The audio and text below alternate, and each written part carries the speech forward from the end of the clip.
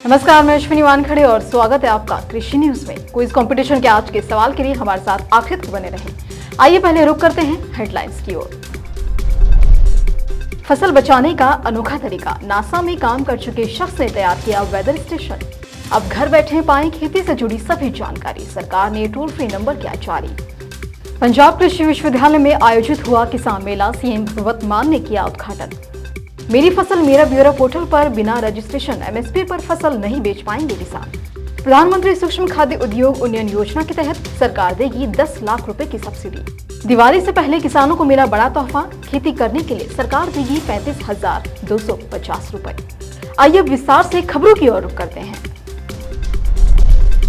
ओलावृष्टि, बारिश, बाढ़ और सूखे जैसे आपदाएं फसलों को बेहद नुकसान पहुंचाती हैं और इसी नुकसान से फसल को बचाने के लिए नासा में काम कर चुके पराग नावेडकर ने एक वेदर स्टेशन बनाया है जो एक सेंसर के माध्यम से उपग्रहों का उपयोग करके एकत्र किए गए डेटा की रिकॉर्डिंग करता है।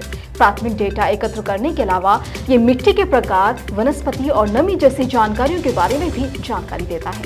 साथ ही ये स्टेशन 5 किलोमीटर के दायरे को कवर करता है, जिससे किसानों का एक समूह एक साथ इसका उपयोग कर सकता है।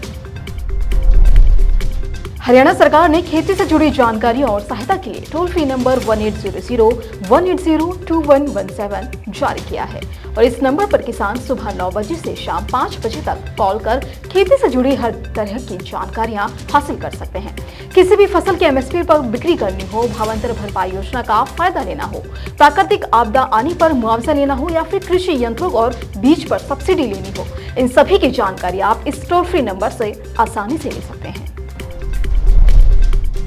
पंजाब कृषि विश्वविद्यालय लुधियाना में भव्य कृषि मेले का आयोजन जारी है जो 2 दिन तक जारी रहने वाला है और इस मेले में पंजाब से हजारों की संख्या में किसान शामिल हो रहे हैं। मेले के उद्घाटन समारोह में पंजाब के मुख्यमंत्री भगवंत सिंह मान भी पहुंचे। मेले में किसान पीएयू की तरफ से इजाद की गई नई किस्में, तकनीक और रिसर्च के बारे में कई जानकारियां हासिल कर रहे हैं, जिससे कि सूबे की कृषि और डेयरी को एक नई दिशा देकर बुलंदियों तक पहुंचाया जा सके। आपको बता दें कि इस मेले में कृषि जागरण की टीम भी मौजूद रही। हरियाणा के मुख्यमंत्री मनोहर लाल खट्टर ने कहा कि 1 अक्टूबर से शुरू होने वाली खरीफ फसलों की खरीद के दौरान प्रदेश के किसानों को किसी भी प्रकार की दिक्कत नहीं आने दी जाएगी। दरअसल फसलों की सुगम खरीद सुनिश्चित करना राज्य सरकार की प्राथमिकता है। तो वहीं मुख्यमंत्री ने कहा कि मेरी फसल मेरा ब्यौरा पोर्टल पर रजिस्ट्रेशन न करवाने वाले किसान एमएसपी पर अपनी फसल नहीं बेच पाएंगे। केंद्रीय खाद्य प्रसंस्करण उद्योग मंत्री पशुपति कुमार पारस ने कहा कि उद्योग मंत्रालय ने आत्मनिर्भर भारत अभियान के तहत प्रधानमंत्री सूक्ष्म खाद्य उद्योग उन्नयन योजना की शुरुआत की और इसके तहत 10 लाख रुपए की सब्सिडी सीमा के साथ माइक्रो फूड प्रोसेसिंग यूनिट की स्थापना के लिए 35% क्रेडिट लिंक्ड सब्सिडी और अधिकतम 3 करोड़ रुपए की सब्सिडी कॉमन इंफ्रास्ट्रक्चर के लिए दी जा रही है। आपको बता दें कि अब तक इस योजना से खाद्य प्रसंस्करण गतिविधियों में लगे लगभग 62,000 लोग लाभान्वित हो चुके हैं। बिहार सरकार ने अपने राज्य के किसानों को दिवाली का एक बड़ा तोहफा दिया है। दरअसल सरकार द्वारा मगही पान की खेती करने के लिए 35,250 रुपए का अनुदान दिया जा रहा है। इससे किसानों की आर्थिक स्थिति मजबूत होगी, साथ ही कम लागत में अच्छा मुनाफा कमाने का भी मौका मिलेगा। आपको बता दें कि कृषि विभाग बागवानी निदेशालय द्वारा नोटिफिकेशन भी जारी किया गया है, जिसके मुताबिक 300 वर्ग मीटर में मगही पान की खेती के लिए 70,500 रुपए की लागत निर्धारित की गई है और इसके अलावा विशेष औद्योगिक फसल योजना के तहत निर्धारित इकाई लागत पर किसानों को 50% यानी कि 35,250 रुपए का अनुदान भी दिया जाएगा। कपास के लिए अच्छे जैविक बीज मिलना अब मुश्किल नहीं है, क्योंकि 10 साल से अधिक के ब्रीडिंग प्रोग्राम के परिणाम स्वरूप भारत को एक सफलता मिली है। दरअसल FIBL, स्विट्जरलैंड और अन्य भागीदारों के एक विशेष प्रजनन कार्यक्रम के माध्यम से कपास की 2 नई ऑर्गेनिक किस्में RVGK SGF1, RVGK SGF2 विकसित की गई है। ये भारत की पहली कपास किस्में हैं जिन्हें जैविक परिस्थितियों में पोषित किया गया है। साथ ही ये किसानों को उपलब्ध भी कराए जा चुके हैं।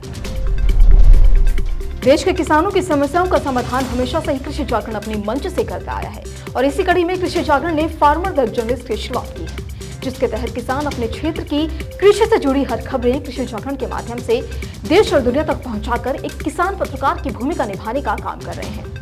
और इसीलिए agriculture journalist association of India के सहयोग से आज कृषि जागरण की टीम द्वारा एफटीजे के अंतर्गत ट्रेनिंग सेशन बैच नंबर 20 का आयोजन किया गया। आपको बता दें कि अब तक एफटीजे से 400 से ज्यादा किसान जुड़ चुके हैं और हमारा लगातार यही प्रयास है कि हम इसी तरह से हर स्टेट के नए नए फार्मर से जुड़ें और उन्हें जागरूक करें। तो वहीं पिछले 2 दिनों से दिल्ली एनसीआर में भारी बारिश हो रही है और इसके चलते इलाकों में पानी भर गया है और ट्रैफिक जाम की स्थिति भी उत्पन्न हो गई है। राष्ट्रीय राजधानी दिल्ली और उससे सटी नोएडा, ग्रेटर नोएडा, गाजियाबाद, गुरुग्राम जैसे इलाकों में भी तेज बारिश के चलते लोगों को कई तरह की परेशानियों का सामना करना पड़ रहा है। तो वहीं मौसम विभाग ने भी आज दिल्ली के लिए येलो अलर्ट जारी किया है।